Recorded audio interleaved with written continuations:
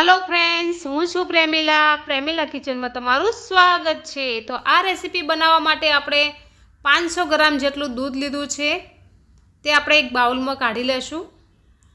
दूध ने आपणे गरम करवा माटे गैस पर मूकी देशुं। आ रेसिपी बनावी खूब ज आसान है और फटाफट बनीने तैयार थई जशे तेवी ट्रीक साथे हूँ आ रेसिपी तमने बनावा बतावी रही छूं अने शीखवाड़ी पण रही छूं।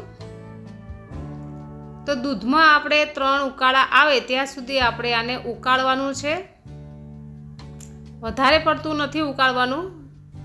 तो जोई शको छो फ्रेंड्स, दूध में उकाळो आवी गयो छे अने आपणे आ रीते चलावतुं रहेवानुं छे। तो 2 ज मिनिट में दूध उकळीने तैयार थई जाय छे। विडियो गमे तो लाइक करजो अने शेर करजो। सब्सक्राइब ना कर्युं होय तो करी लेजो आवा ज नवा विडियो जोवा माटे। मारी पासे बीजू पण दूध फ्रीज में पड्युं हतुं ए पण मैं आमां एड करी लीधुं छे, ए पण साथे साथे गरम थई गयुं छे। हवे आपणे आ रीते कोई पण एक मोटा वासण में पाणी लेवानुं छे अने आ दूधनी तपेली छे ते आ रीते राखी देवानी छे। आ रीते काम करवाथी दूध छे ने आपणुं ठंडू जल्दी थई जशे अने मलाई पण जे तोर वळती होय छे ते पण नहीं वळे। हूँ अहींया 3 वखत आ प्रोसेस करवानी छुं। जे गरम पाणी थई जाय छे ते आपणे फेंकी देशुं अने बीजू ठंडू पाणी लई लेशुं। तो दूध छे ने फटाफट ठंडू थई जशे, कारण के गरम कर्या पछी आपणे दूधने एकदम ठंडू करवुं खूब ज जरूरी छे।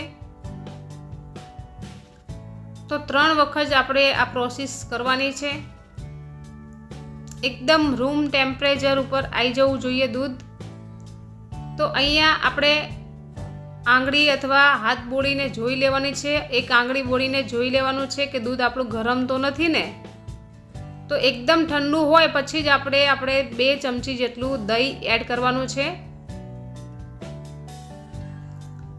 दही पण आपणे घट लीधुं छे, तमे छास पण एड करी शको छो। छास एड करता होय तो छासनी तमारे 1 ज चमची एड करवानी छे, वधारे एड नथी करवानी। અને બરાબર મિક્સ કરી દેશું અને ઓવરનાઇટ સુધી આપણે આને રહેવા દેશું। સવારમાં આપણે આની પ્રોસેસ કરશું। તો બીજા દિવસે સવારમાં મેં જોયું દહીં ખૂબ જ સરસ એવું જામીને તૈયાર થયું છે, તમે જોઈ શકો છો। તો આ દહીં છે આ રેસીપી માટે પરફેક્ટ છે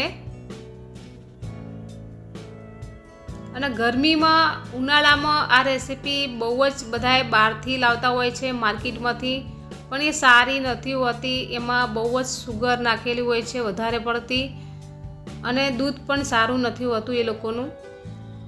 તો હવે આપણે આ રીતે કોટન કપડું લેશું અને દહીં આપણે એડ કરી લેશું। તો ઘરમાં જ આસાનીથી બની જતી હોય તો બહારથી લાવવાની શી જરૂર છે। આપણે ફ્રેશ દહીંમાંથી બનાવ્યું છે, તમે જોઈ શકો છો। રાત્રે આપણે દહીં જમાવા રાખ્યું હતું અને સવારમાં આપણે દહીં જામી ગયું છે। एकदम फ्रेश दहीमांथी आपणे आ रेसिपी बनावशुं जेथी गळामां बिल्कुल नुकसान नहीं थाय अने आपणा शरीरने पण नुकसान नहीं करे।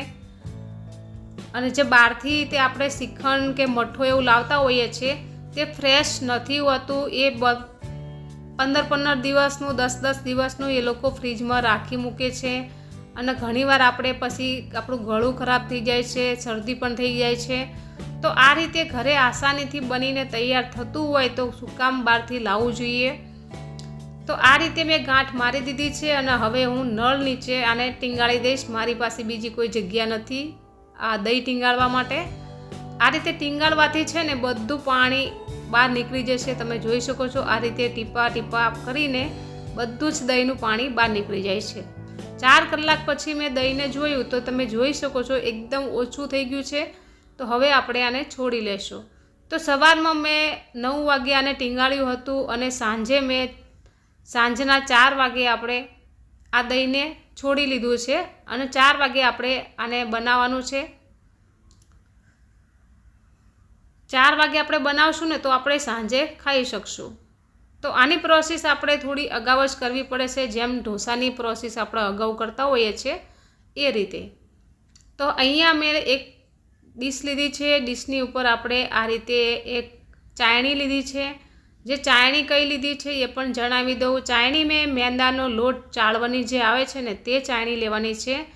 એની સ્મૂથ એકદમ દહીંને સ્મૂથ બનાવવા માટે આપણે ચાળણીની જરૂર પડશે. ચાળણીની તમે જો ચાળશો ને આ રીતે તો એકદમ સ્મૂથ દહીં બને છે અને શ્રીખંડ પણ આપણો બહુ જ સરસ એવો બનીને તૈયાર થાય છે. એ તો તમે આગળ વિડીયોમાં જોયું જ હશે કે કેવો આપણો શ્રીખંડ બન્યો છે. તો આ રીતે હાથની મદદથી આપણે દહીંને આ રીતે ચાળી લેવાનું છે, જેથી દહીં છે તે આરપાર થઈ જશે અને આમાં બિલકુલ નાના નાના ગાંઠા નહીં રહે, નાની નાની કણીઓ જે બનતી હોય છે દહીંની તે પણ નહીં રહે અને એકદમ સ્મૂથ આપણું શ્રીખંડ બનીને તૈયાર થશે. અને વધારે પડતું આપણે ચલાવવું પણ નહીં પડે, હાથ પણ નહીં દુખાડવા પડે અને ફટાફટ આ બનીને તૈયાર થઈ જશે.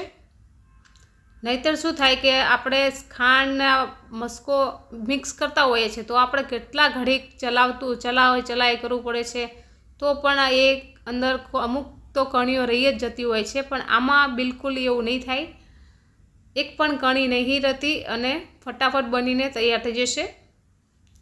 તો તમે જોઈ શકો છો આપણે મસ્કો તો એકદમ સ્મૂથ કરી લીધો છે. અહીંયા હજુ મેં બિલકુલ ચલાવ્યું નથી. તો આપણે બીજા બાઉલમાં ટ્રાન્સફર કરી લઈશું, કારણ કે આપણે આમાં સાકર એડ કરવાની છે, ખાંડ વગર બનાવી રહ્યા છીએ. તો અહીંયા મેં જે ધાગાવાળી સાકર આવે છે તેને દળી લીધી છે. સાકર છે ને એ આમાંય ઉનાળામાં સારી ઠંડી અને ખાંડ આપણને નુકસાન કરે છે.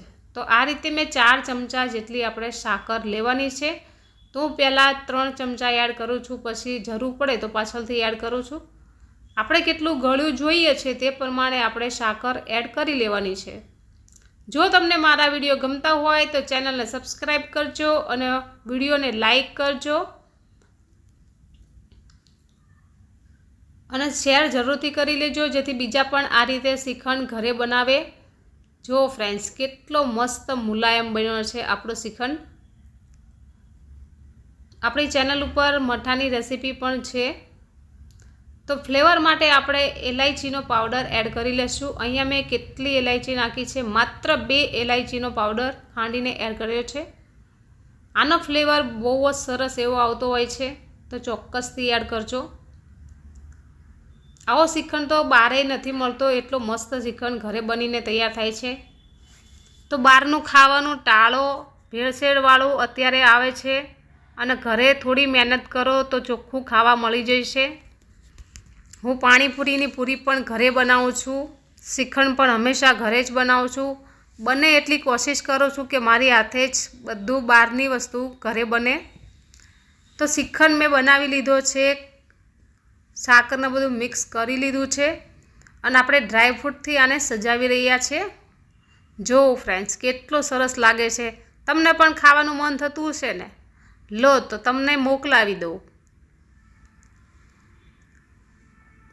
લાગે છે ને એકદમ સ્મૂથ, એકદમ શાઇની અને તૂટી ફૂટીથી તો એટલો સરસ લુક આવે છે ને કે જોતાં જ ખાવાનું મન થઈ જાય છે. પણ હજુ તો આપણે આને 2 કલાક સુધી ફ્રીજમાં મૂકશું.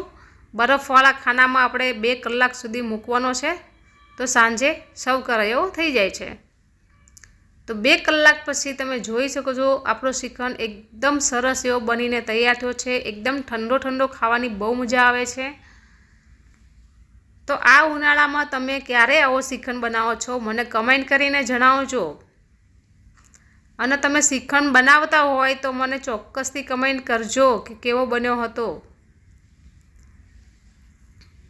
ચલો ટેસ્ટ પણ કરી લઈએ. મને તો ખૂબ જ ખાવાની મજા આવી રહી છે. તમે ક્યારે બનાવો છો? બહુ જ સરસ એવો બન્યો છે. ફેસબુક ઉપર પણ મને ફોલો કરજો, આપણે નીચે લિંક મૂકેલી છે. Thank you for watching.